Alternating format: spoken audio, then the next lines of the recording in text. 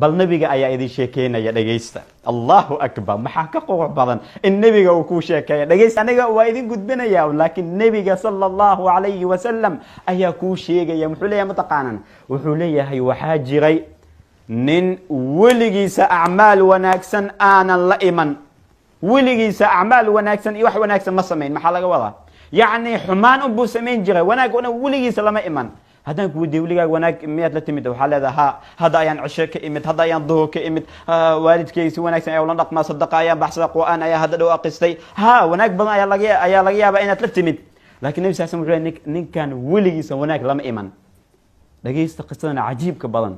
kadibna maalin maalmaha ka mid ah, asigoo saaran sakaratul mawt, yani saacadda ugu dambeeya noloshiisa, xilligaas asigoo sariirta jiifa ayaa wuxuu u soo wacay caruurtiisa oo dhan. wuxuu ku yiri, caruurteydii, aniga markaan dhinta kadib iguba. cajiib, markaan dhinta kadib iguba. markaad igubtaan kadibna mambasteeda qaada, maalin dabeel badan markay ay timaado, qaarna badda ku tuura, qaarna meelahaas kale ku tuura. sababtoo ah haddii ay suurta gashay ilaahi subxaanahu wa tacaala inuu dib ii nooleeyo, yani ilaahi subxaanahu wa tacaala wuxuu cadaabaya cadaab weligiisa qof uusan cadaabin. xitaa wuxuu ka shakiyey ilaahi subxaanahu wa tacaala in dib uu u nooleynaya ayuu ka shakiyey. cajiib, intaas dunuub ayuu la yimid. wuxuu ka shakiyey ilaahi subxaanahu wa tacaala dib inuu u nooleynayo iyo wix la mid ah. kadibna caruurtii sidaas ayay sameeyeen.